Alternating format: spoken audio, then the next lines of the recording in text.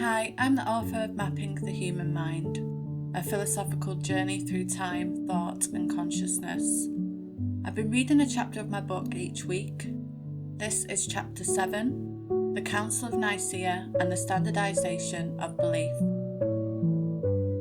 Ever tried to get 10 people to agree on where to go for dinner? Now imagine trying to get leaders from across the Roman Empire to agree on the exact nature of God, Christ, and salvation. That's essentially what Constantine was trying to facilitate at the Council of Nicaea in 325 CE. But here's what religious history often glosses over. Early Christianity emerged not as a unified movement, but as a diverse collection of communities with wildly different views. Some believed Jesus brought secret knowledge to liberate the soul. Others saw him as a prophet, a divine spirit in disguise, or the literal incarnation of God. Certain groups even rejected the Hebrew Bible entirely, claiming Jesus revealed a gentler, higher deity. Christianity's kaleidoscope of beliefs. Zooming in on daily life, the variety could be startling. In Alexandria, Christian thinkers fused Neoplatonism with the Gospels, turning salvation into a philosophical ascent towards the One. Syrian desert ascetics embraced radical self-denial, convinced the body was a battlefield for the soul. North African revivalists chased vivid spiritual experiences, like visions, glossolalia, and prophetic utterance, while church leaders in Rome drilled down on hierarchy, sacraments, and orderly liturgy. This diversity went far beyond regional preferences. It reflected fundamental disagreements about the nature of reality itself. Who exactly was Jesus?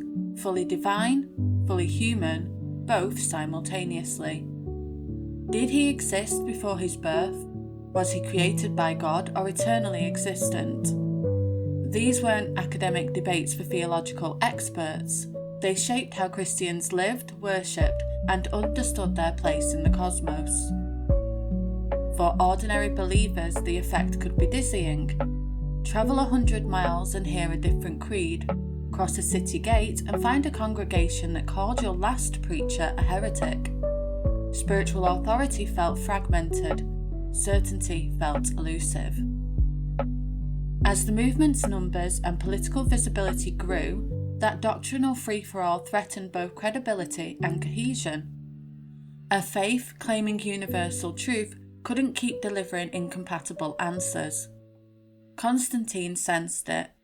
If Christianity was going to help unify his empire, it needed to unify itself first, and the difficulties didn't end there. The ultimate religious cage match. Here's where monotheism creates a special problem. If there's only one God and one truth, then someone's got to be wrong. In polytheistic systems, contradictory beliefs could coexist relatively peacefully. Maybe your God controls the rain in this region, while another deity handles precipitation elsewhere. No big deal. But institutional monotheism insists on a unified, coherent understanding of a single divine reality. From this perspective, some interpretations weren't just different, they were dangerously wrong. Enter the concept of heresy. The word comes from the Greek heresis, originally a neutral term for choice or sect, which later took on a negative connotation. A heretic became someone accused of choosing error over perceived truth. As a salvation-focused religion, they believed teaching the wrong ideas about God posed a serious threat, not just to understanding, but to the eternal fate of souls. In practice, defining orthodoxy served a double purpose: genuine guardianship of what leaders believed to be the saving truth, and the consolidation of social power. Whoever controlled the creed controlled the community, deciding who belonged and who was cast out. In an age when religion and politics were inseparable, that authority could mean exile, legal penalties, or worse. As Christianity gained political power, theological disagreements became matters of state concern. Constantine may have not fully grasped all the theological nuances, but he understood that religious division threatened his vision of a unified empire. Which brings us to the controversy that would trigger the most famous church council in history. The Arian controversy. In Alexandria, a priest named Arius had triggered a theological firestorm with a seemingly reasonable position. Since there is one supreme God who is transcendent, Jesus, though divine in some sense, must be subordinate to God the Father. The Son must have been created by the Father at some point before the creation of the world. As Arius put it in a catchy theological jingle that spread across the empire, there was when he was not. In other words, there was a time before Jesus existed. Standing before Arius was Athanasius, who insisted that Jesus was of the same substance, homoousios in Greek, as the Father, fully divine, co-eternal, uncreated. For Athanasius, this wasn't mere theological hair-splitting, it touched the core of salvation itself. If Jesus was a created being, essentially different from God, then how could he truly bridge the gap between divine and human? Only God could save humanity before becoming truly one with it. This debate was about how divinity itself worked, whether humans could participate in divine life or merely worship it from a distance, whether the infinite could truly enter the finite, whether eternity could truly enter time. Constantine, probably mystified by the theological complexities but clear-eyed about the growing divisions, called together bishops from across the empire to settle the matter once and for all. They gathered in Nicaea, modern-day Iznik, Turkey, in 325 CE for what would become the blueprint for resolving theological disputes for centuries to come. The result was the Nicene Creed, which declared Jesus to be begotten, not made, of one substance with the Father. Arius was condemned, his writings were burned, and he was exiled. Orthodoxy now had its first official definition backed by imperial authority. This was about establishing a process for determining truth that combined scriptural interpretation, philosophical reasoning, tradition, and institutional authority.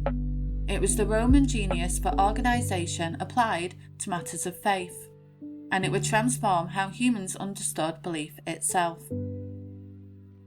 From diversity to binary.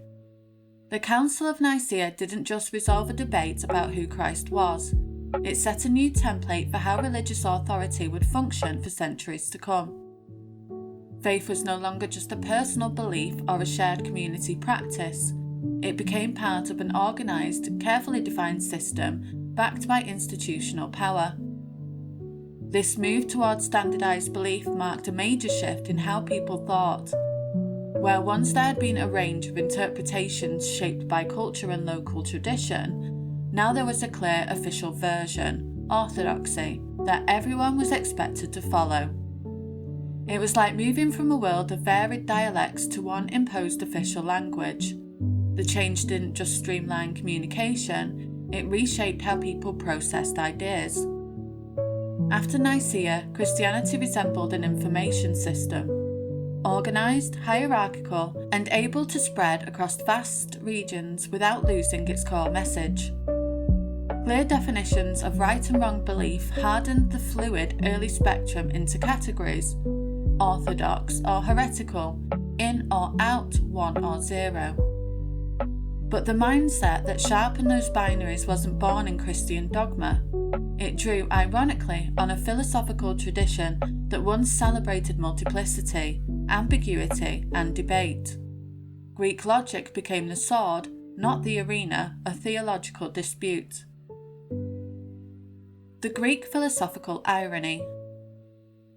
Greek philosophical concepts, born in a culture that prized open inquiry, were pressed into service to shut down theological debate.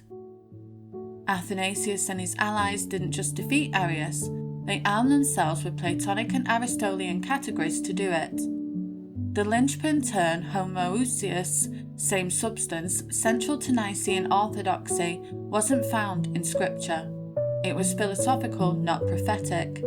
Yet that single word reshaped Christian cosmology, collapsing divine mystery into precise metaphysical categories.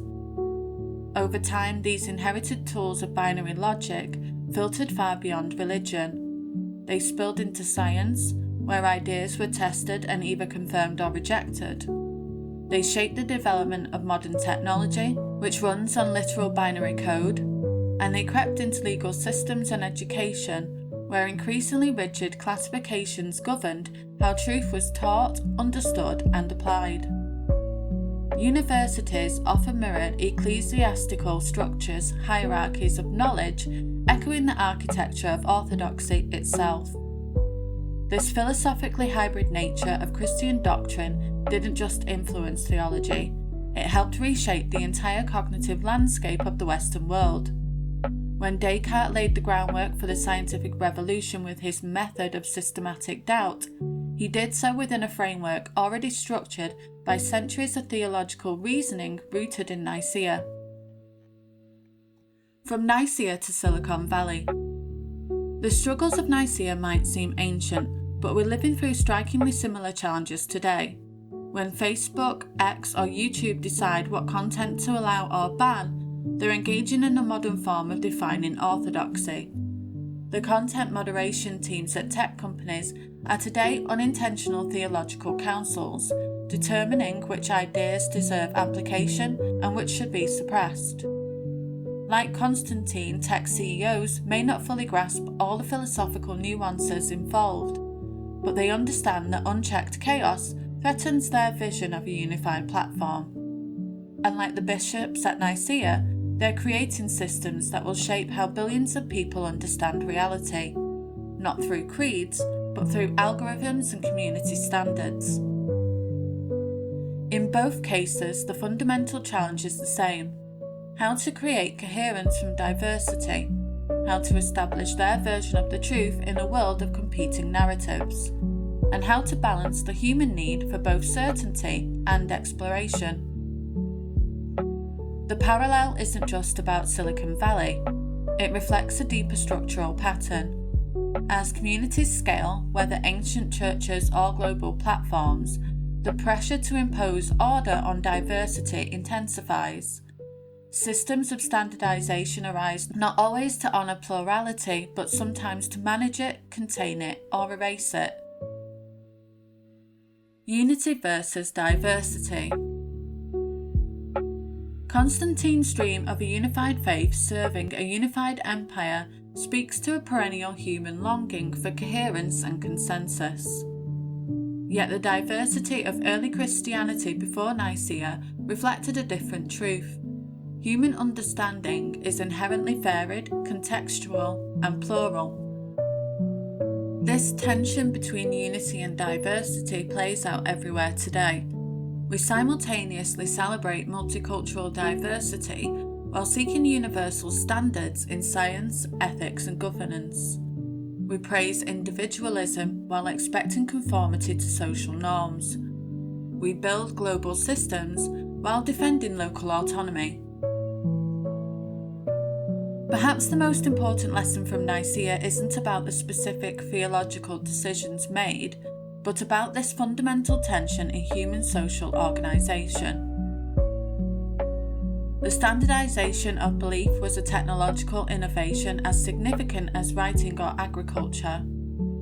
It allowed human coordination at an unprecedented scale, but like all technologies, it came with costs as well as benefits. Looking at today's fragmented information landscape, we might wonder whether we're experiencing a digital age equivalent of pre-Nicene Christianity, a chaotic, diverse ecosystem of competing narratives waiting for some new form of standardization to emerge. Or perhaps we're moving towards something entirely new, a world where unity and diversity coexist in ways Constantine and his bishops could never have imagined. Even after orthodoxy was declared, dissent didn't vanish. It went underground. Some groups continue to circulate non-canonical gospels to preserve mystical teachings now labelled heretical. Centuries later, texts, like the Gospel of Thomas, could be discovered buried in desert caves, quiet testaments to theological paths not taken. Even within sanctioned churches, local variations and interpretive tensions simmered beneath the surface, revealing that the dream of total unity was always more fragile than it seemed. Paths not taken. The Roman approach to standardizing belief was powerful, but it wasn't the only possible response to theological diversity. While the Christian West developed increasingly rigid orthodoxies, other civilizations found different ways to handle competing truth claims.